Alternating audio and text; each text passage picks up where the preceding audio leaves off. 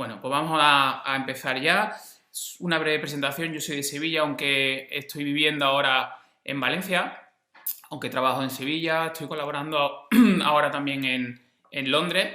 Y bueno, pues me muevo, aquello que me conocéis, pues estoy moviéndome continuamente por todas las geografías españolas. Me gradué en la Facultad de Odontología de Sevilla y realmente para mí, cuando rehabilito un central o un diente del sector anterior, no es lo más importante la parte blanca. Si veis esta diapositiva, este slide, veis que si no tenéis la información de la parte rosa es muy complicado que sepamos cuál es la restauración, ¿de acuerdo? Es completamente muy difícil saber cuál es el diente en este caso falso. En cambio, si vemos la foto un poco más de lejos, vemos perfectamente cuál es la restauración. De hecho, hay una catástrofe iliada. Entonces, al final, ¿qué necesitamos? O sea, ¿qué es lo que hace que se diferencie una restauración buena de una mala en este caso? Es nuestro entorno, nuestra encía rosa. Por eso, cuando nos llega un caso a la consulta, lo primero que tenemos que hacer es planificar y analizar la situación que tenemos, ¿de acuerdo? Necesitamos analizar la arquitectura del tejido blando, qué tenemos que hacer, si tenemos que recrear, si tenemos que preservar, dónde tengo los niveles gingivales, si tengo hueso de soporte o no, ¿de acuerdo? Si tengo papila, no tengo, cuánta papila tengo que conseguir, etcétera, etcétera. ¿Para qué? Para saber hasta dónde puedo llegar. Siempre que sea posible, debemos de hacer o realizar implantología inmediata. ¿Por qué? Porque con la implantología inmediata no es mucho más fácil y es mucho más predecible preservar que reconstruir, ¿de acuerdo? Esto lo tenemos que tener siempre en la mente porque no es lo mismo reconstruir como en el lado izquierdo que preservar como en el lado derecho, ¿de acuerdo? Son tratamientos completamente diferentes, el camino a seguir en un lado y en otro es completamente diferente y tenemos que tener claro qué tenemos que hacer en cada caso para facilitarnos el camino y hacerlo, como decía en la diapositiva anterior, lo más predecible posible, que es lo que se trata, que nuestros tratamientos sean predecibles a largo plazo, ¿vale? Por eso es fundamental que tengamos tejido para luego poder recrear la forma del diente que queremos copiar. Es imposible que sin tener tejido conectivo, es imposible sin tener tejido para modelar, poder darle la forma que queremos. Entonces, cuando tengamos una brecha ya cicatrizada, como la foto de la izquierda, ¿qué tendré que hacer con el tejido conectivo? Tendré que aumentar el volumen para poder modelarlo con mi provisional, ¿de acuerdo? Es imposible, si no tengo exceso de volumen, que yo pueda modelar nada. En cambio, en implantología inmediata, lo único que tendré que hacer es injertar para preservar, como veis aquí en esta foto, ¿de acuerdo? Si vemos aquí, en esta foto de aquí veis como los primeros 2 milímetros del margen gingival que están soportados por el diente se colapsan, pero esto es al minuto 1. Tenemos que, para contrarrestar ese colapso fisiológico, injertar siempre, en este caso, para preservar, no para aumentar. Y voy a intentar hablar de un poco, al principio de la charla, del tejido conectivo. Tenemos dos zonas donantes, una es el paladar, ¿de acuerdo? Voy a hablar, también daría para otro webinar entero, entonces voy a dar 2 pinceladas, pero simplemente para que tengáis claro. Una parte de las donantes es la zona del paladar, que abarca de distal del segundo premolar a distal del primer molar. Esa es la mejor calidad del conectivo, aunque muchas veces nos extendemos si necesitamos mucha longitud, por ejemplo para cubrir una recesión, esto en dientes, y nos extendemos básicamente de distal del canino a distal del primer molar, ¿vale? Mucho cuidado con esto que vemos aquí, que es la arteria palatina, y tenemos que tener ciertas nociones anatómicas para evitar que tengamos una desgracia y toquemos la arteria, ¿vale? Entonces hay que tener en cuenta pues, que la forma de nuestro paladar, ¿vale?, va a determinar cuánto tenemos que profundizar o no nuestra hoja de bisturí, ¿vale? Hay paladares planos, paladares medios y paladares ojivales. Entonces eso pues lo tenemos que tener en cuenta, porque si no lo tenemos en cuenta podemos seccionar la arteria y encontrarnos con un problema intraquirúrgico, ¿vale? También hay que tener en cuenta la distancia que hay del margen gingival en pacientes periodontales en los que el margen gingival del diente está desplazado más hacia apical. Eso tenemos que tenerlo en cuenta, ¿vale? Entonces, normalmente la incisión se hace a 2 milímetros del margen gingival siempre que sea un margen gingival en estado de salud. Si hay una pérdida del soporte periodontal, nuestro margen gingival estará más apical, con lo cual habrá que tenerlo en cuenta para hacer nuestra incisión. ¿De acuerdo? Entonces, bueno, pues básicamente debemos de medir cuánto mide la hoja activa, la parte activa de nuestra hoja de bisturí, para tener una noción cuando profundizamos para coger nuestro injerto, ¿vale? Entonces vemos que esto es una 15C y la hoja, la parte activa mide 11 milímetros. Pues hemos dicho que más o menos 7 milímetros es lo que debemos de profundizar en situaciones normales, ¿vale? Acordaros, dependiendo de si el paladar es plano o no, porque en paladares planos hay que tener mucho cuidado porque la arteria sube a un plano muchísimo más coronal, ¿vale? Entonces, también, de manera muy general, tener en cuenta que, y esto viene descrito muy bien en el libro de Zucchelli, el grosor de tejido conectivo está en torno a 2-3 milímetros, ¿vale? El epitelio entre 0,3 y 0,5. Esto es importante tenerlo en cuenta dependiendo de la cantidad de tejido conectivo que nosotros queremos coger. Y normalmente yo lo que hago es que lo mido con la aguja de la anestesia, ¿de acuerdo? Entonces, en función del grosor, pues es determinante qué tipo de técnica de obtención del injerto vamos a utilizar. Yo siempre utilizo, en el 99% de mis casos, utilizo la misma técnica y es que obtengo el epitelio conectivo y luego le quito el epitelio fuera. ¿Por qué? Porque me permite obtener la mayor cantidad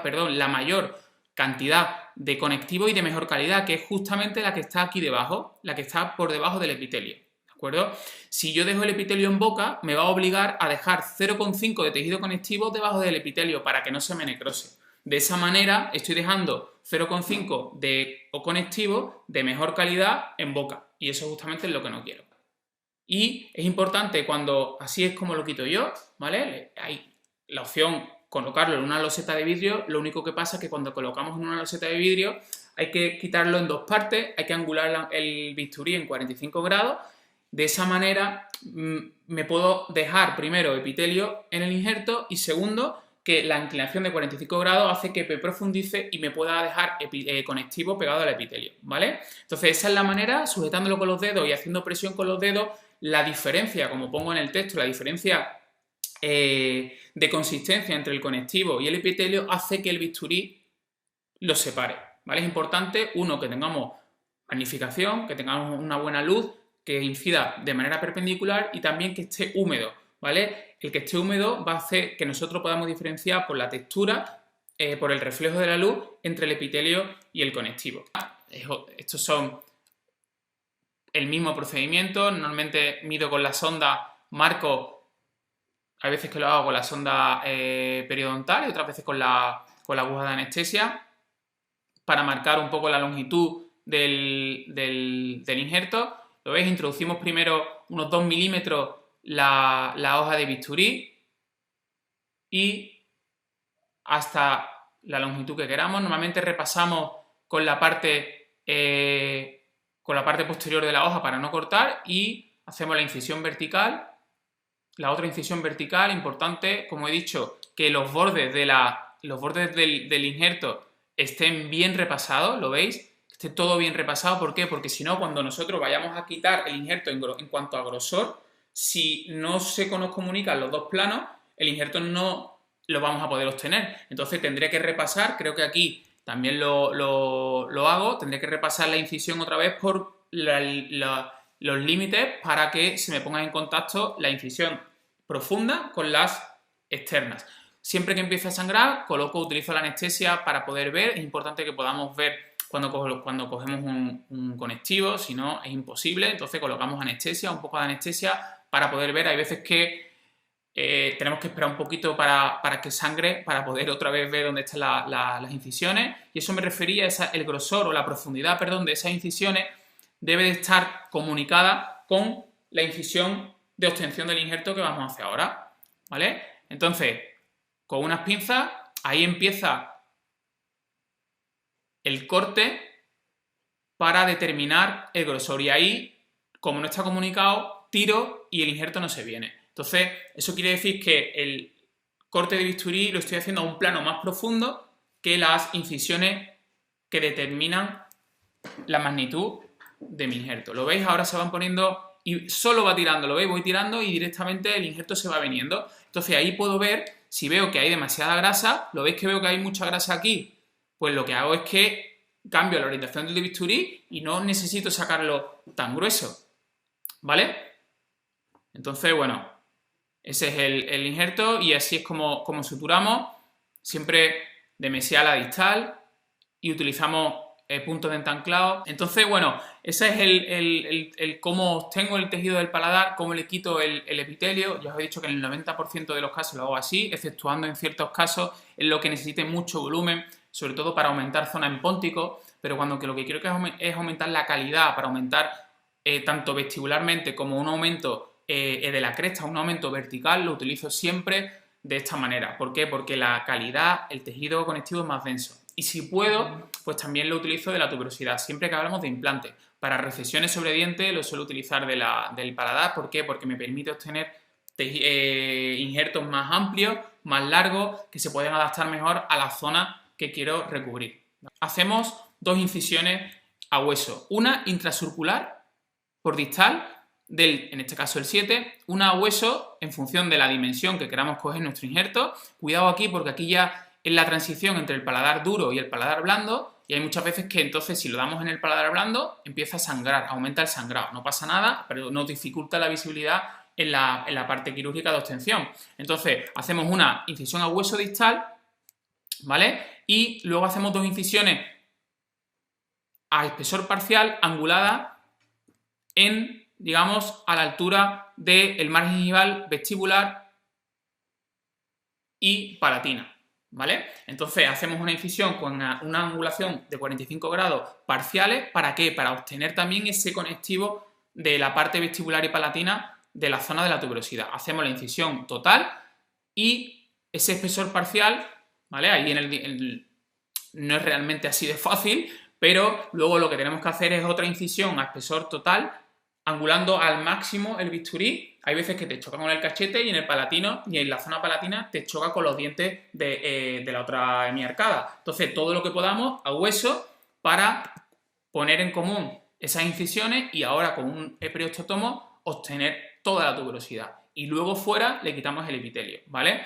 Normalmente pongo stand, unos puntos en cruz, incluso a veces que no le damos absolutamente nada. Le ponemos una gasa y no es necesario nada más. Entonces, fijaros cómo lo primero que hacemos es quitar el epitelio, que es muy fino, y ahora tenemos que acomodar el injerto de tejido conectivo a nuestra zona receptora. Entonces, normalmente es muy grueso, lo que hacemos es aplanarlo. ¿Y cómo lo hacemos?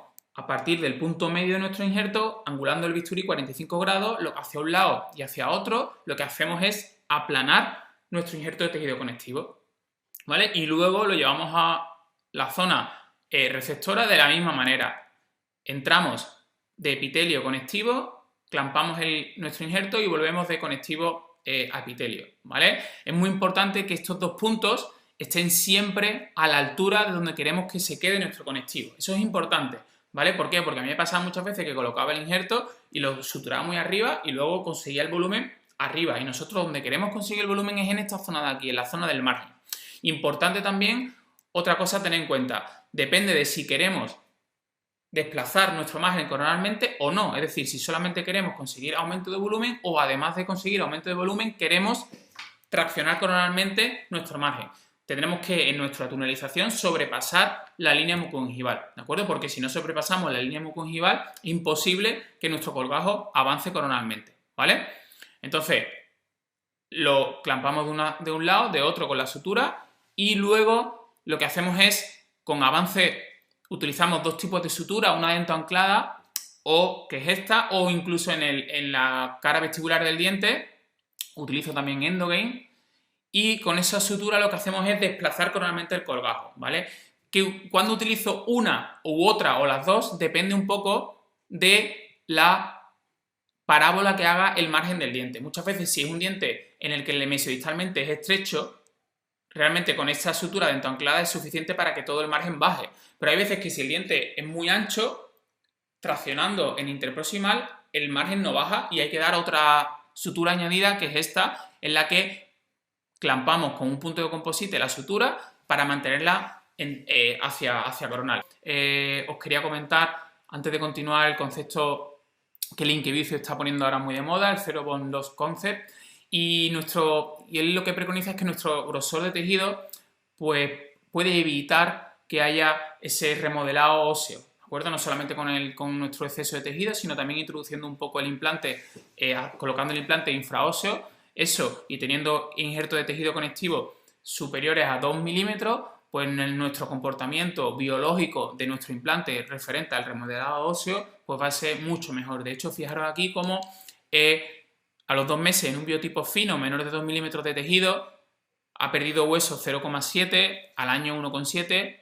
Fijaros cómo teniendo un biotipo grueso de más de 2 milímetros, al año pues se pierde prácticamente, a los 2 meses, perdón, prácticamente no se pierde nada. Entonces hay situaciones en las que injertamos o no injertamos, o el paciente viene con una brecha ya cicatrizada y opero puedo decir también el 90% de mis casos en el sexto anterior con cirugía guiada, y eso me permite pues saber con precisión dónde van mis implantes y obtengo con un bisturí circular, es la única situación clínica en la que yo utilizo un bisturí circular y obtengo el tejido conectivo de la cresta, lo extraigo, le quito el epitelio, lo fileteo como habéis visto anteriormente y, por ejemplo, en este caso lo que hemos hecho es utilizar este conectivo para aumentar en la zona de los pónticos, ¿vale? Utilizamos siempre, fijaros, en un central, en una brecha ya cicatrizada, en la que podemos obtener, fijaros en el lado izquierdo, pues 2-3 milímetros, le quitamos el epitelio y eso lo colocamos en vestibular y hay muchas veces que no es necesario tocarle el paladar o la tuberosidad al paciente. ¿Por qué? Porque realmente con ese poco de injerto de tejido conectivo podemos aumentar la zona del margen gingival, que es donde yo quiero que mi restauración, o en este caso el contorno rosa, tenga volumen, no lo quiero en la zona apical, ¿de acuerdo? Que sepáis que hay dos tipos de biomateriales, al injerto una matriz dérmica celular, de la misma especie, y después está el senoinjerto, que es la matriz de colágeno senogénico, que es un poco la que sí utilizamos de vez en cuando queremos sobre todo formación de encía queratinizada, cuando hay un paciente que tiene recesiones múltiples, no tiene grosor de paladar, pero se lo utilizo sobre todo, sinceramente, para dientes. En implante no he utilizado nunca un biomaterial, ¿vale? Osteógenos tiene un biomaterial muy bueno, derma, que tiene diferentes grosores de la dermis de origen porcino y lo he utilizado en dientes y por ahora he tenido muy buenos resultados. Sinceramente no tengo una casuística muy alta como para poder valorarlo. Importante que hay, como mantenerlo en suero salino un tiempo para poder modelarlo. Y es verdad que la morbilidad del paciente se reduce muchísimo, ¿vale? Esto es, aparte de que tiene muchísima cantidad, aunque, como digo en esta diapositiva, ninguno de los materiales sustitutos actuales proporciona los mismos resultados que te puede proporcionar un injerto de tejido conectivo. Entonces, bueno, como ventaja, pues que tiene menos morbilidad, que ya lo hemos dicho, menor tiempo de cirugía evidente, cantidad ilimitada, eso sí, tienes tejido para cubrir una arcada completa. Y bueno, y tiene una mejor percepción del paciente, ¿vale? Pero también depende cómo tú manejes los casos, ¿vale? Entonces, bueno, me gustaría explicaros unos cuantos casos clínicos que tienen que ver con el manejo del tejido blando, ¿vale? Y fijaros aquí, colocamos unos implantes laterales y en los dos incisivos centrales no hice nada, ¿vale? No hice absolutamente nada. Es una cosa que también tenéis que tener claro, que siempre que quitamos un diente hay una contracción fisiológica, hay un colapso fisiológico, con lo cual quitar un diente y no hacer nada, al menos en el sector anterior, nunca se debe hacer, porque si no va a tener luego una repercusión estética como ha tenido por ejemplo aquí, en el que vemos que el diente, los dos centrales, se han colapsado en los 2-3 primeros milímetros de tejido, que es lo primero que se pierde cuando quitas un diente. ¿Por qué? Porque esa parte de tejido está sujeta por el propio diente, ¿vale? No por el hueso. O le das soporte mediante un implante inmediato. Acordaros que os decía, siempre que podamos, implantología inmediata. ¿Por qué? Porque nos va a dar ese soporte a esos primeros 3 milímetros de tejido, que son los primeros que se van a perder y que son los más importantes porque es lo que va a hacer que tu restauración sea o no más estética. Y fijaros aquí, yo no lo hice, en cambio en los implantes sí lo puse. Fijaros como los laterales, mira los laterales como tienen un aspecto de naturalidad. ¿Por qué? Porque la parte rosa está por encima de la parte blanca. Sin embargo, en los centrales eso está vertido, en la parte blanca está por encima. ¿Qué hicimos? Al final hicimos esta diapositiva no está aquí, perdonadme, Y al final lo que hicimos pues es unos injertos de tejido conectivo solamente en la zona de los pónticos. Fijaros en esta visión frontal y lateral cómo se puede apreciar aquí el defecto que hay en los 2 primeros milímetros del margen gingival que hacen que esa restauración se note. ¿Lo ves aquí? Ahí hay una hondonada, una concavidad que hace que cuando la paciente sonría se note, ¿vale? ¿Qué hicimos? Pues revertir la situación. Fijaros cómo aquí esa ala de gaviota no está bien definida y hay una concavidad justamente en la zona del margen, en la más importante. Hicimos una cirugía en la que con un injerto de tejido conectivo lo dividimos en 2 y hicimos un pequeño sobre, aquí hay un vídeo, hicimos un pequeño sobre donde justamente ahí, en el margen del diente, yo no quiero volumen en la zona de la cresta, yo quiero volumen en los 3 primeros milímetros del margen gingival, ¿vale? Eso es importante. Y acordaros, os dije, si quiero tracción coronal, tengo que sobrepasar la línea mucogingival. Si no, no hace falta que la sobrepase. De hecho, es un sobre cerrado y el injerto se queda ahí, que con el mismo prótesis se clampa. ¿De acuerdo? Entonces es importante, si yo hubiese sobrepasado la línea mucogingival, el injerto se hubiese colado hacia adentro y hubiese tenido que darle una sutura de fijación, porque realmente, acordaros, donde quiero conectivo, aumento de volumen es en esta zona de aquí. Es muy importante que posicionemos nuestros conectivos en la zona donde queramos realmente el volumen, porque cuando tunelizamos mucho, el injerto se puede mover hacia un lado o hacia otro, de manera que tenemos que fijarlo con sutura para que no se mueva. Creo que la estabilidad es universal en toda intervención en boca, tanto para regeneración como para injertos, etcétera, etcétera. Es importante que nuestros tejidos no se muevan, ya sean duros o blandos. Y fijaros cómo hemos conseguido un volumen en el que aquí en la diapositiva anterior veis cómo la parte blanca, ¿vale? Esto está cicatrizando por debajo de la parte rosa. Anteriormente estaba al revés, ¿vale? Fijaros cómo aquí está cicatrizando. Mirad en la foto de la izquierda y en la foto de la derecha la diferencia que hay. Y pasado el tiempo, lo veis en una visión lateral la diferencia que hay, en la que hemos conseguido aquí un volumen adecuado para que la restauración parezca lo más natural posible. Esta es la paciente antes y después, un cambio brutal y fijaros cómo está a los 4 años, fijaros el tejido cómo se mantiene, ¿vale? Y bueno, a modo de resumen, por ir terminando ya, acordaros siempre que un menor trauma quirúrgico se corresponde con un mejor comportamiento de la biología. Hay que injertar no solamente en vestibular, sino también a nivel crestal. Para eso no hay que seccionar las papilas, tunelizarlo todo y creo que la paciencia es muy importante en este tipo de tratamiento. El tejido conectivo necesita su tiempo para cicatrizar, para ser modelado, ¿vale? Es importante también utilizar la magnificación, sutura 670, muy importante. Estos son los tunelizadores que utilizo, ¿vale? Y este tipo de hojas de bisturí, tened en cuenta que esto es una 15, esto es una 15C, que es la que utilizamos esta para obtención de injertos y esta es para tunelizador. Y nada más, yo por mí he terminado, os dejo mi email y por si queréis preguntarme algo, estaré encantado de resolver las dudas.